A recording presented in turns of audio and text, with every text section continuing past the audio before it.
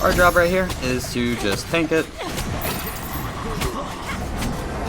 We're gonna get fancy and just ult it just to make sure we secure it. And we're able to get it. That is a Cupid ult down. We throw our 2 out. That gets a heal onto the Tsukiyomi. He's able to peel out. We're gonna throw our 1. Poseidon is able to clean up some people. We have our stun. We get the stun onto the Raw.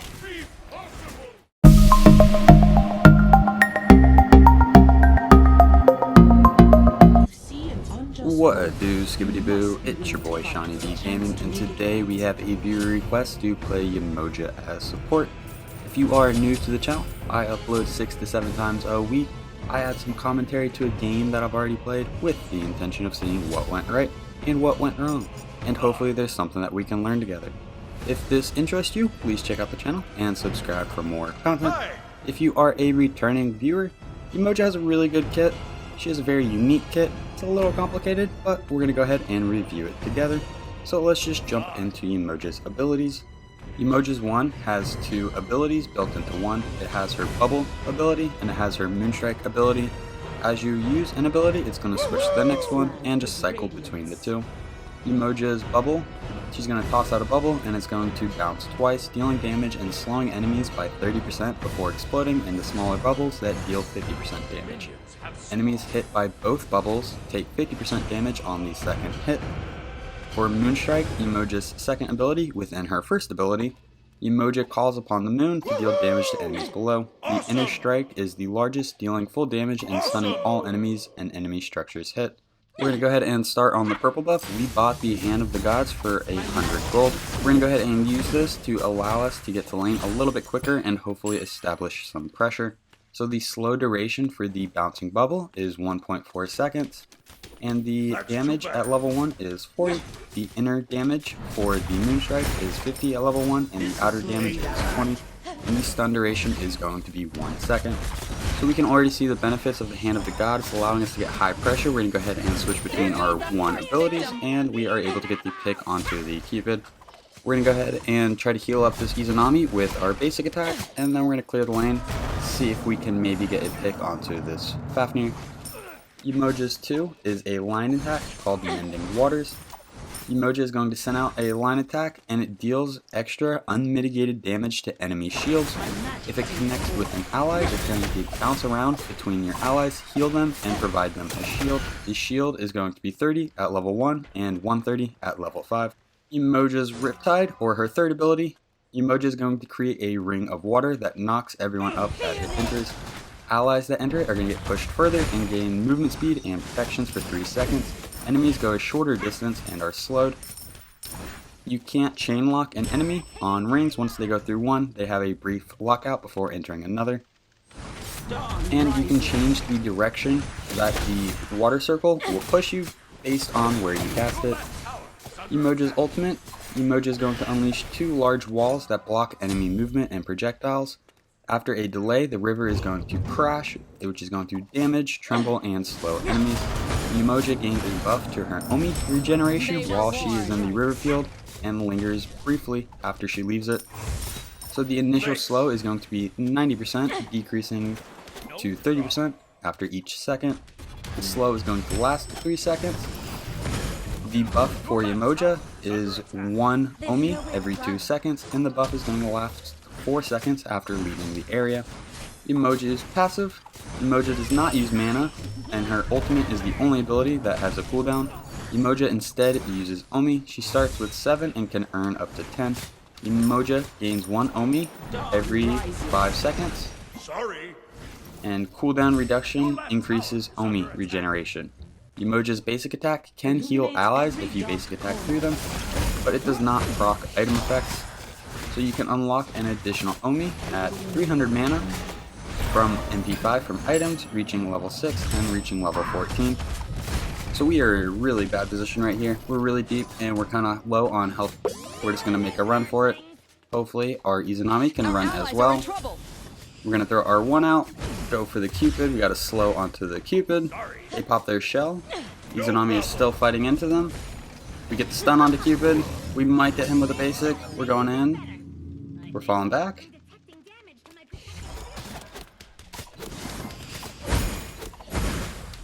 we're just going to clear the wave. And right now we could be trying to get our basics through the Izanami, so that way we're healing her and dealing damage to the wave. Luckily, we were able to get out of that bad situation, and we're going to go ahead and hit our purple buff. So a successful invade, but we were risking it to try to get that biscuit. In terms of the build, we're going to be going into the Guardian's Blessing, then we're going to be going into the Shoes of Focus, which are the cooldown boots. In terms of the leveling order, I like to put a point into my 1, then I usually put a point into my 2, usually put a point into my 3, so that way I have all 3 abilities, and then at level 4 I put a point into my 1, and then I put a point into my ultimate whenever I can. Max out the 1, max out the 2, max out the 3. So we're going to go ahead and head mid. We do have our cooldown boots online, so we should be dealing a little bit of damage. Looks like the fight is all the way in left, so we're going to try to make our way over there. So as I'm holding out this caster for the 3, if you see the orange area, that means it's going to come towards you. If it's in the blue area, it's going to shoot you forward. So left lane gets cleaned up. I don't think there's a lot I could do if I rotate over, so I'm just going to come into mid. Poseidon's down for another 3 seconds. I don't want to push his wave up into tower too much. Kind of want to give him the opportunity to come to mid and get some of this wave. But then Ra shows up. Ra is going to full clear the wave.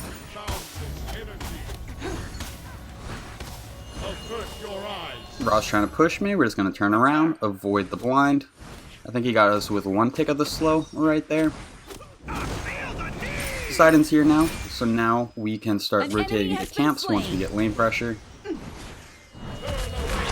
get the stun onto the Ra. We're going to go ahead and cast our ultimate. He has to run our way. We get him with the ultimate. Ra's going to go down to the Poseidon 2. We have our 2, which could potentially give Poseidon a heal and a shield. An enemy has been slain. We miss our stun onto the Fafnir. He's going to go ahead and ult. Tsukiyomi makes a rotation. We miss our 1. Pop a shell onto the Poseidon, make sure that the Pele can't get him. Poseidon's able to ult the Fafnir and get the pick onto him.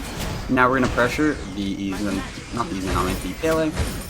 Go ahead and full clear the wave, and then we're going to go check their red buff. Looks like all of our damage is going towards our red buff, so we're actually going to fall back.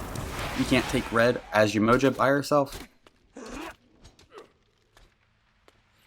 If you look at the little passive meter next to Yemoja's health bar, it says 262 out of 300, and we have 1 of the 3 Omis unlocked.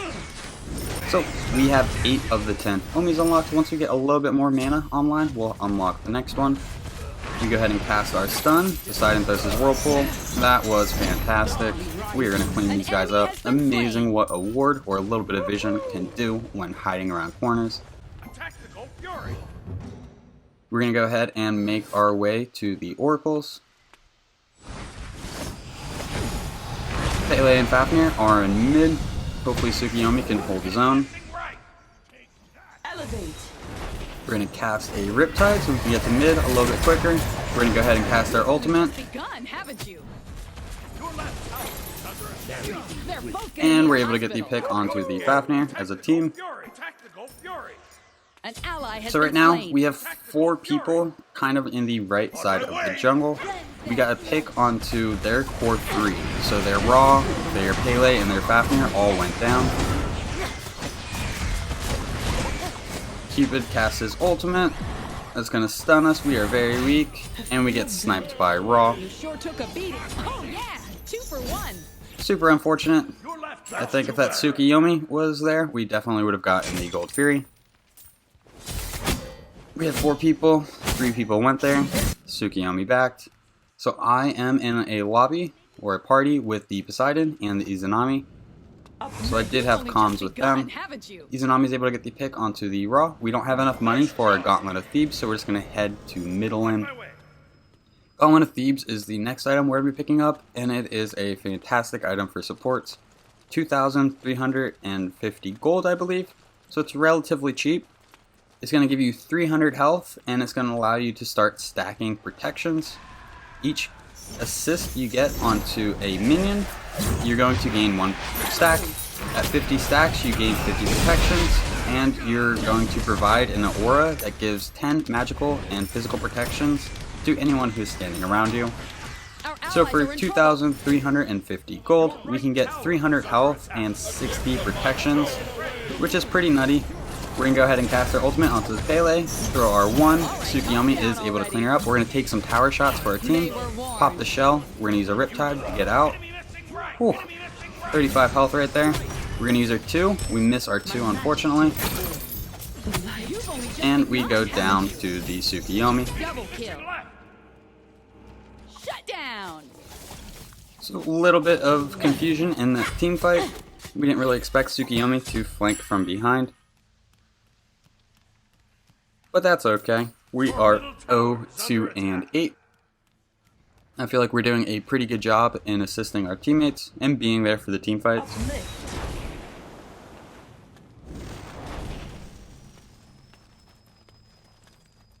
Poseidon's right behind me, same with SeanyB, so they might be going for camps. I'm gonna kind of go and hold middle lane. Oh, looks like Poseidon told me he was going red, so I'm gonna go red with him. So when you're casting your abilities, your 1 is going to consume 2 Omi, and then your 2 and 3 are both going to consume 3 Omi. Right there, we tried to get Raw on the Riptide, which would have launched him forward towards us and slowed him. That is the Aegis. Pele's behind. We're going to go ahead and use our 1 to get the stun and start falling back. SeanyB turns and is able to get the pick onto the Raw. He ults Pele, and he's able to get her. We're going to throw our 2 onto him, give him a little bit of a heal and a little bit of a shield. Enemy SeanyB is on us. We're going to cast our ultimate. Unfortunately, we casted that a little bit too quick, and the enemy SeanyB was able to squeeze out. If I would have taken a half second to align that a little bit better, then I feel like I probably would have been able to get the SeanyB out of there. I believe... Oh, we're also playing with the Osiris. Goon Man's over there in left lane. Fafnir is about to untransform. We're going to cast our bubbles onto him. So right now we have 20 stacks on Gauntlet of Thebes. That is 20 extra protections for ourselves. Kind of just holding on to our abilities, waiting for the Poseidon to catch up to the lane. We're going to go ahead and hit the left Harpies. Looks like I might just go straight for the Osiris, and it looks like Poseidon's going to stop on the Harpies. Unfortunately, Osiris was one shot, and it only took 1 hit from the SeanyB ultimate. Poseidon cast his ultimate, is able to get a lot of damage off. We're going to throw our 2 onto our teammates.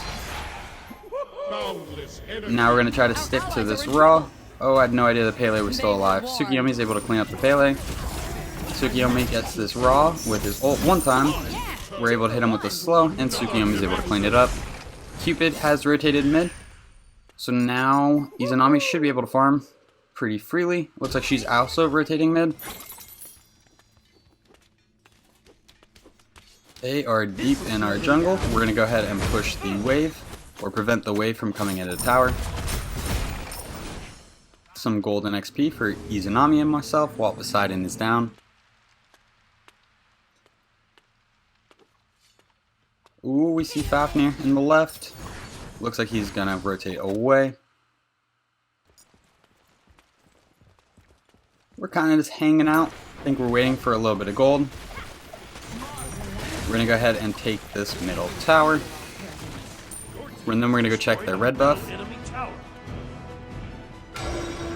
Nice, Poseidon's picking up our red buff. Izanami and myself are picking up their red buff. So if Izanami takes this red, all is good on the map. Ooh, SeanyB picks up red. We see Pele. We try to catch her with a Riptide, but she doesn't step forward. We're able to clear the Oracle. SeanyB is pressuring her a little bit. We need to help our friends. We're staying within a distance of the SeanyB to where if he needs our help, we're going to be able to rotate onto him. 2 people in mid. Izanami is pushing that right tower.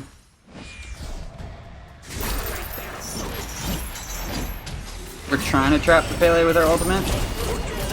Looks like she kind of overextended a little bit. We're going to use a Riptide to fall back to tower. 3 people pushing right here. We did not mean to walk back into that Riptide. We're going to rotate around. We are kind of all over the place on this. We should have been in the team fight trying to help our team. We're going to go ahead and cast our ultimate. Get the stun onto the Fafnir. Cast our 1. Tsukiyomi is able to get the pick onto us, but Izanami is able to get a double kill right there. I like to believe, ooh, a triple kill. I like to believe that was based off of our ultimate, and our ultimate helps set that up quite a bit. Poseidon is able to clean up the Tsukiyomi, so now they just have 1 person left. I feel like that was a net win for our team. So after going into the Gauntlet of Thebes, we're going to be going into the Lotus Crown. The Lotus Crown works really well with Yemoja's 2. Because Yemoja's 2 is a heal, whenever we heal an ally, we're going to give them a shield that gives them 20 additional protections. So just by standing by Yemoja, you're going to get 10 additional protections from the Gauntlet of Thebes. And then from the Lotus Crown, whenever I hit an ally with a 2, that's going to be another 20 protections. So I can increase my entire team's protections by 30 protections, both physical and magical, with the combination of these 2 items. And that's a pretty strong thing to do as support. So, Osiris is not playing. I forget what he said he was doing, but he had to do something. We're kind of just cleaning up his lane because we saw he wasn't playing.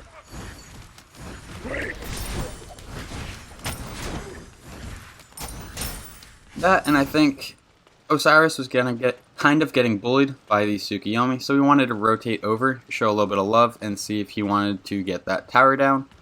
But he's not moving, so I'm not exactly sure how to play it. I'm gonna go ahead and just clear it, and then rotate mid. We'll let that Osiris do his thing. 4 people in mid. Izanami is rotating in. We are about to make a rotation in. 1 for 2 trade. 3 for... Wow, we just cleaned up. Just the Fafnir left. We're going to go ahead and use our portal. Try to cut off this Fafnir. We do have our ultimate, but we don't even need it. So we have 3 people who are able to push right here. Our Poseidon went down, and our Osiris is standing still in left lane. We're going to use our Riptide, increase the movement speed, and then we're just going to tank it for our team.